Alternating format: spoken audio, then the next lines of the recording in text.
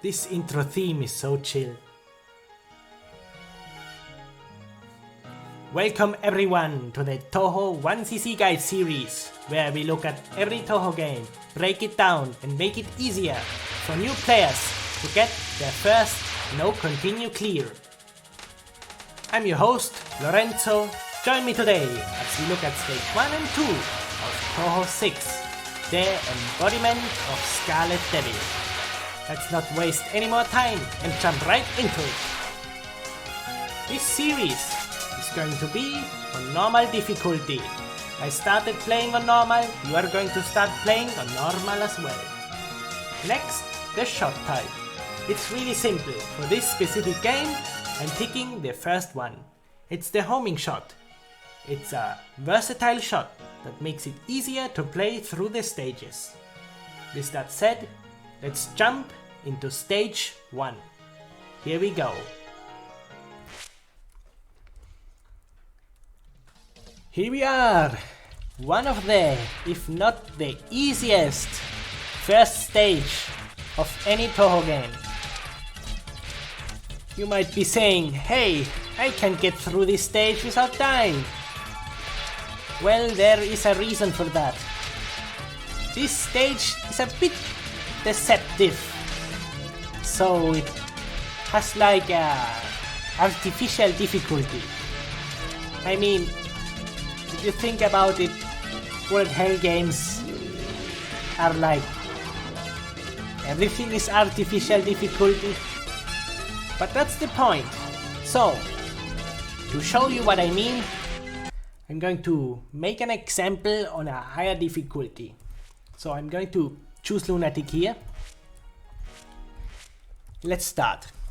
Now, this is what happens. This is very important to know. You saw that bullet that hit me?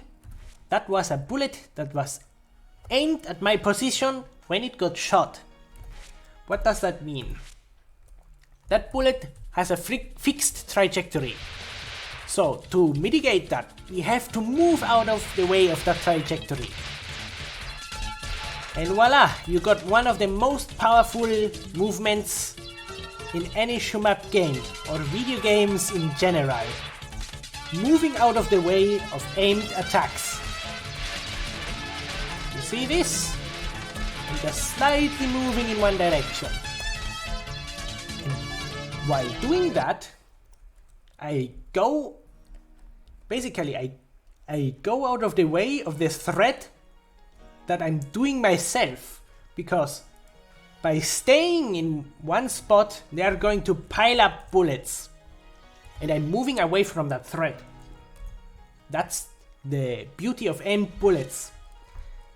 They basically are the medium that a bullet hell uses to get you to move around. Because if it weren't for aimed bullets, you probably could just most of the time stand and do nothing. So, here is another example of the artificial difficulty, you could say. Like this. See the red bullets? This bullet is the one that's aimed at me. It's always the middle one. You can see here. Every other bullet doesn't matter. It's just that one bullet that's aimed at your position that you have to dodge and move out of the way from when it comes at you. Again. Let's see that again. This time I'm going to shoot down these so they aren't in the way. They aren't in the way. Like this. Here. See this? There. Aimed at you. Move aside. Aimed at you. Move aside. Next ones are aimed at you. You can see there is a huge bullet density. You can hear it. Just by moving aside like that, you can avoid these really easily. And that's the entirety of stage 1 in this game. We are going to do an experiment now on normal. we are going to stay in the middle here. And only move if we have to. Let's see how that goes. Starting here, these don't shoot on normal, so it's really easy. You see, this is only that one bullet, is the bullet that's aimed at us. That's the threat. You saw, that second one, because I moved away from that first one, because they were shot at the same time, they had the same trajectory. So by moving away, I could dodge them both. And here comes the mid-boss. It does exactly the same thing. Here it shoots aimed attacks, here is a gap, aimed attacks, and move away. With this, you can basically play through this stage with no danger whatsoever. Look at this. Again, same enemies, same tactics. That one bullet that comes at you is the bullet that's dangerous. From that, you step aside. All the other bullets at the moment, with this strategy, don't matter. You don't even have to look at them. They are just there to be there. This entire stage on normal could have only one bullet always getting shot at you, and it would be exactly as difficult as how it's with the 3 or 4 or 6 bullets, even on Lunatic, as you saw, because that one bullet that matters is the bullets that getting shot at you. And here is a boss of this stage, Rumia, and she does also almost only shoot aimed attacks. So let's see that. Beginning. Always these reds, you step aside from them. They basically do a line. The greens, you step through the gap. Then she might do this attack. The reds, just step aside. Going away from these bullets is like the only thing you have to do. This spell card, you can see all the side bullets are basically not a threat. They could be there, not be there, and it would be almost the same difficulty. You saw there, I was just tapping in one direction. Here again, the lasers, just tap away from them. This one has only these 2 bullets in the middle. And this one dodges you by itself. Lasers again, step aside, really simple stuff. This one dodges you from itself, because it's aimed away from you. It's the polar opposite of aimed bullets. Now, this spell card is probably the only spell card that's a bit threatening if you come to this stage, because we have these crisscrossing bullets. But by looking at the openings that the crisscrossing bullets do, we move up through them and then we move to the side. And by doing that, we again move away from the aimed blue bullets that are coming at us. And by doing this, we can play through stage 1 without any problem whatsoever. It's never going to be a threat. But there is one tiny problem. We didn't collect almost no power. With 26 power, we are going to take forever to get to full power. And we should be at like 83, 82 power when leaving stage 1. So, this is where the cool synergy of stage 1 of Touhou 6 comes in. It's like a trade-off. If you want to collect power, you have to move more. And by moving more, those bullets that we saw were irrelevant by only moving aside are now going to be a threat to us, because we move around. By moving around, we are going to encounter these bullets as Before we didn't move and only stayed in one spot, only those aim bullets were the threat. Now it's going to be different. And that's the beauty about this stage. If you want to get the power, you have to risk yourself. But in reality the stage is so easy if you don't have to collect power that you could do it blindfolded. So easy it is. Now, to collect power efficiently, there is another movement you have to do. And that's going left and right. Yeah, I know it sounds crazy, but that's the best way to collect power in these stages. You can see I'm adjusting my height to get those power items most of the time. As you can see, the core movement is going left and right, left and right. You see it here, left and right. And by doing that, you see, I can collect power because by moving in that way, the power falls down in just the way if I go back and forth, that the power that gets dropped from the enemies I shot down on one cycle, if I return to that side of the screen, the items are just at the right height falling down, so I can collect them. And this is another strategy, just like screaming, it is very widely used, and it's a counter to many stages. It's basically a movement in a U shape. You do this. You go down, up, down, in this shape, in a U. And as you can see now, we have enough power. And by having enough power, we can now do this boss as we did before. But because we have enough power, we do enough damage. So we can trade off the movement.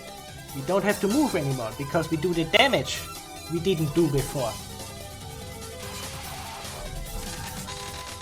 Before, we should have chased the boss around because we didn't have enough power and needed to stay on her a long time. But now, we can chill here, do the strategy I did before, and there shouldn't escape any spell cards at all. With 64 power on this part, this early, you can do absolutely everything. You see it? I'm basically doing the same movement. And I'm managing. It's no problem.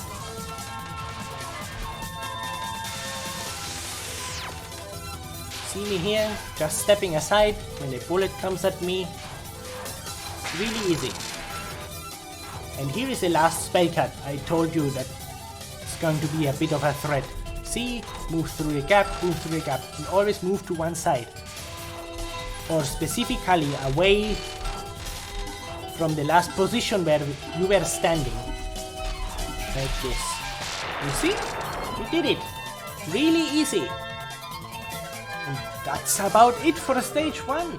It's that simple. It's knowing that the threat of dying comes from your own movement that makes you realize, hey, I'm the problem to my own problems. Because the stage in reality is so simple in construction. You have only those few bullets that are really a threat to you. And because you have to collect that power, when you move around, that you run into those bullets that in reality are completely irrelevant if you dodge like I did before, staying in the middle and only moving a bit when I had to.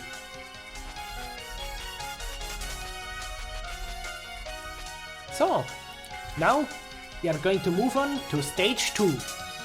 I'm going to use practice mode, and you might be saying, hey, practice mode is cheating. I want to go through the game entirely. But because I didn't use any bomb or died, and I'm not going to bomb and die at stage 2, so it's not really a problem because the resources don't matter. If you can go through stage 1 and 2 without dying or using a bomb, then you can use practice mode. I'm going to use practice mode because it's irrelevant. It's not going to change anything. Is that said? Here we go into stage 2 of Embodiment, the Scarlet Devil.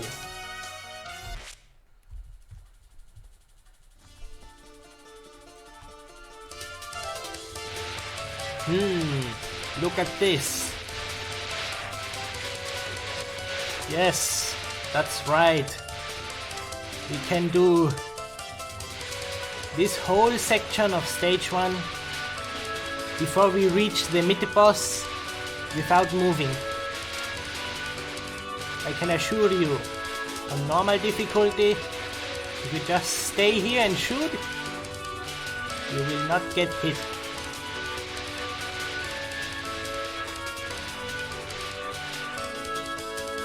Man, this looks like even easier than stage 1. There is the consequence though, that we don't collect any power. So I'm going to restart the stage and show you how we are going to collect the power without getting us in danger. Here we go. There is this section here on the screen, like it's this area here, where we are going to be safe. We are going to move here and collect as much power as possible, like you are seeing me doing here, like this. Just collect as much power as you can. It's a bit RNG dependent. If more power drops in the right spots, so you can collect it, but that's about it. This section here, where the long strings of fighters come down, it's super simple. You see there are like only 3 or 4 bullets on the screen at once. Nothing really is going to hit us, so we stay in that safe area and we'll be fine. For the mid-boss, she shoots a spiral of bullets. You can see there is always a slow end. This is the slow end where we want to dodge through. And this attack here is streaming. We stream it away by slowly moving aside. Here again, move through the slow gap of the spiral. The slow gap of the spiral. Again, streaming attack. Aim bullets, move out of the way slowly. That's it. Very important to shoot her down because she drops a bomb and that's like a invaluable resource for us. It's going to help us stay alive. So this section I'm going to explain when I'm returning to the stage, because I want to emphasize now on the boss of this stage. Because if it wouldn't be because of Chirino, this stage would be way easier than stage 1. Because on stage 1 we have to collect all our power basically and put ourselves in danger, but here it doesn't really matter that much. So for Chirino we are going to use misdirection. We are going to place slightly to the right here. We are going to place ourselves here. And this is the way to misdirect her first non-spell attack. I'm going to stay here, left, middle, right. And then we stay there and slowly move to the middle again. You can see we dodge the white rings, middle, left, right, like this.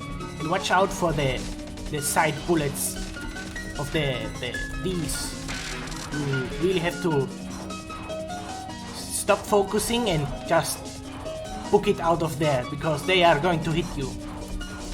For this stage, it's really interesting. You see the middle bullet again, this one here, this one is aimed, like the red bullets in stage 1. So, the side bullets are almost static. We are always going to search a gap on our sides and move away from the yellow bullets and then watch a gap through the yellow bullets and move through and to the middle again.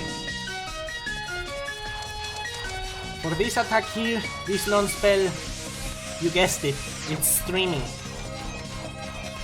You can just slowly move in one direction like this and we'll be fine. Now, if we reach the end of the screen, like this, we want to start going up and then down again, through a gap. And then we did what's called a restream. Then we again have more than enough space to move through.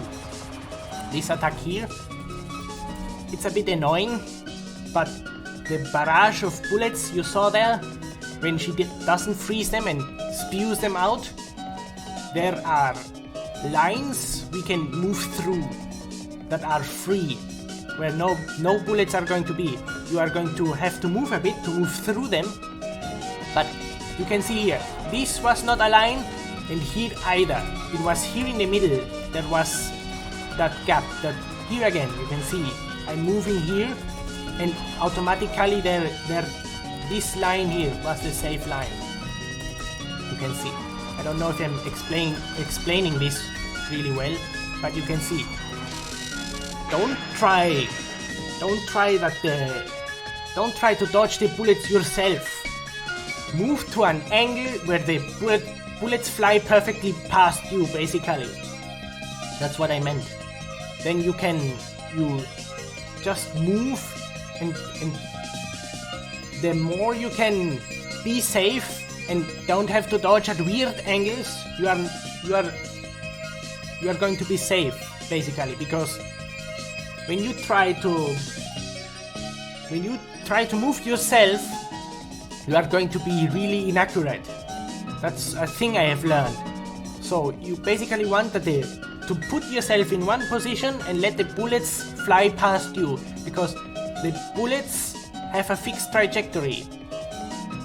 But when you have to move in a strange diagonal way, you can't really do that, because the directional inputs is only up, down, left and diagonal. And it's going to have it's like a jagged movement. And if in that jagged movement you don't have enough space to move through a bullet, then you are going to get hit.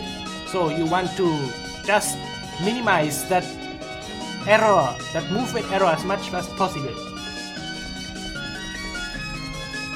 Okay, moving to the last spell card. This last spell card is basically random bullets. So, what does that mean? Well, watch in front, watch your sides, and if something gets close, try to move to a side where it's safe, like I'm doing here. And you can see I'm not really moving that much. Again, emphasizing on what I said before, that the less you move, the less error there is, because the bullets have a perfect trajectory. Okay, let's do stage 1 again. Stage 2 again. I'm sorry. Here we go. Now I'm going to be a bit more aggressive and collect more power. Let's see if I can get full power before getting to Chirino. I'm going to sacrifice my safety a bit here. The thing with training mode is, you can see it only starts it only starts me at 64 power, but in reality you can leave stage 1, I mean, you can leave stage 1 at 70 power almost every time. So when you really play through the game, you have like 10 more power you don't have to collect than on training mode. That's a bit of a problem here, so I'm going to struggle a bit to get to full power probably. I think I'm not going to make it with 90 power here. You at least need 100. Again here, dodge through the slow side of the spiral, through these, and you have more time to dodge. This attack, stay down and move aside. Streaming attack, try to keep the damage on her. The mid boss, move through the slow side. Move through the slow side. Again, streaming attack, move slowly to one side, and that's it. Here you can be a bit aggressive and move left and right to collect more power. Here, move to one side, start focusing. And slowly move to the right, because those fighters always spawn from the left to the right. And here, we move back.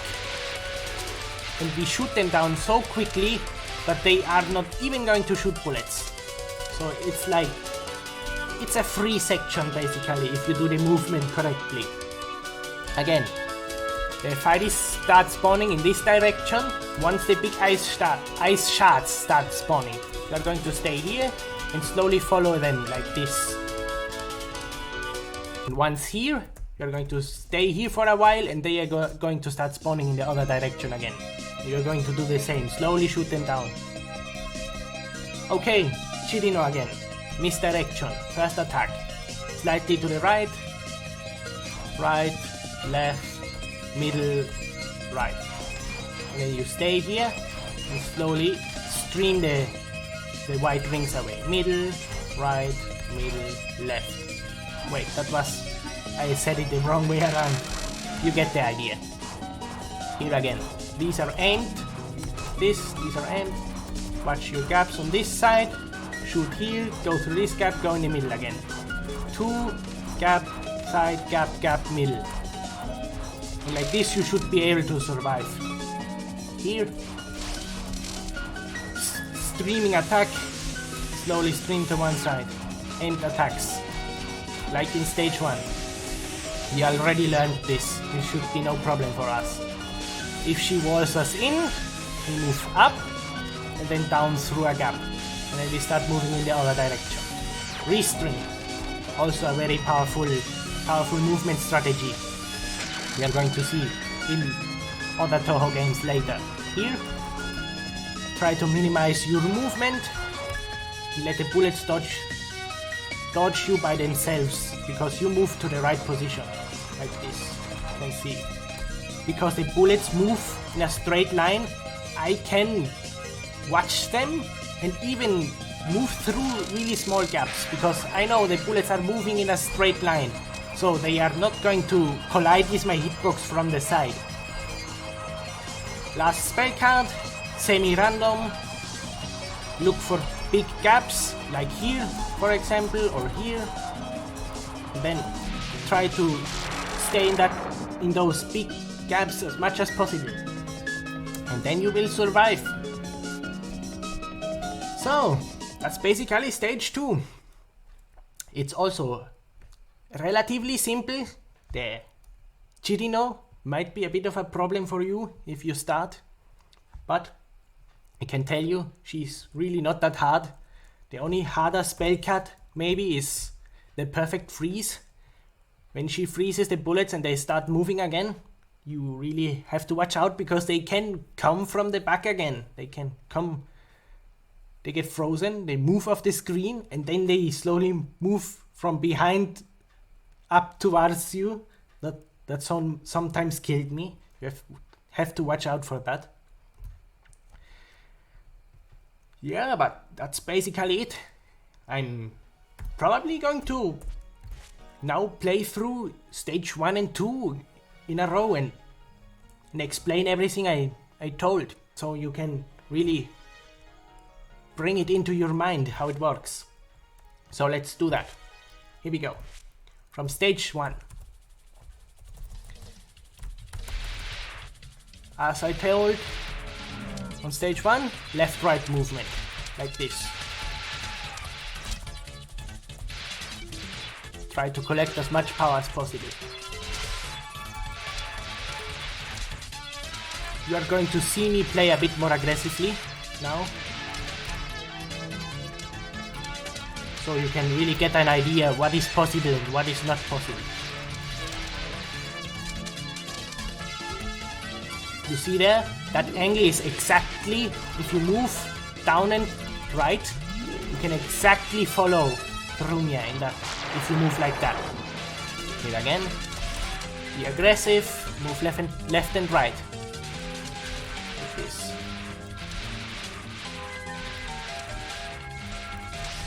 Minimize the bullet density as much as possible.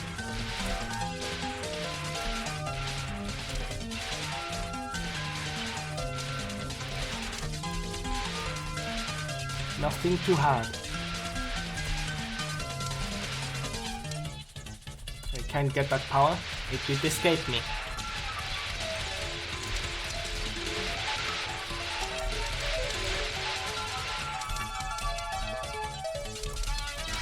So, you can already see we have 72 power, which is way more than we start on practice mode on stage 2 with 64. So, we should have a great margin to get to full power. Here we go. Stage 1 boss, Rumia. Same as the stage. Just aimed attacks. Step aside. This we can macro and dodge around. Like this. And we are safe. Again. Aimed attacks. Move to the side. Like this.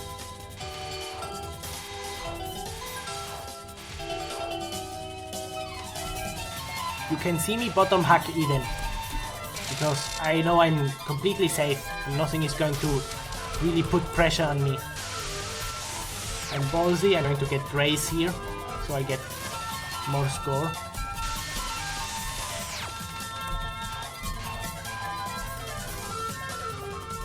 But I recommend staying away from the lasers. Here, they're only a bit harder spade card. Crisscrossing bullets. Watch the gaps. You saw me move down there, so I could move through the next gap because the other gap was too small for me. And move away from the blue bullets. That's it, stage 1. Now we go into stage 2. As I told, again, I'm saying this again, safe area here, down here. This is the safe area. We are going to move left and right down here and then start collecting as much power as we can. Like this. You saw me there, risk myself and be more aggressive because I wanted that power. This 105 power, 6-8 or whatever. I think we are going to get to 113 or 16 after this section. We are like really close to full power. 150. Mid boss, Diosei. Spiral. Dodge the slow side. Watch this gap, not the fast gap. Here. I'm repeating myself so you can really get yourself knowing it. Slow gap. Slow gap. And that's it. You can be aggressive here and collect more power. Again. The moment the big ice shards start spawning, go to the left and slowly move to the right, like this. You see the big power, go for the big power. I don't know if that's always there. I'm at full power already, so I can be a bit aggressive, move up and do my first point of collection.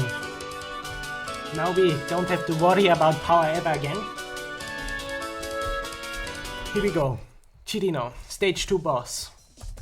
First attack, misdirection.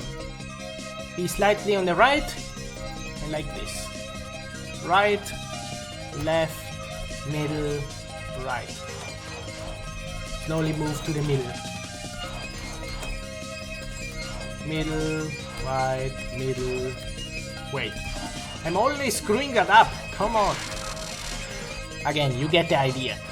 Here, middle bullets are aimed at you. Like this. Move through the gap, move through this gap, this. Move around. Move through. Start moving in this direction, move in again. Like that. Aim bullets. Again, super easy. Just start moving in one direction slowly. If you get cornered, move up and move down like that to do a restream and start moving in the other direction. Here, watch the lanes. You saw me there, that was a risky move. I should have watched a meta gap, but I know I could dodge that, so I went through there anyways. Like here, this was a better alternative. I would have moved through there. These moving bullets, you have to watch out. Some of them can stay even after she already starts the next wave, and some of the white frozen bullets are still on the screen. That's also a thing you have to watch out for. Here, last spell card. Really straightforward. Falling bullets, a bit random. Search for gaps, and that's it. And we even got the extend. Because we reached the score. Yeah. And that's going to conclude part 1 of the 1cc guide series for Touhou 6, the embodiment of Scarlet Devil. With you was Lorenzo. I'm going to say goodbye. Have a great day. See you next time.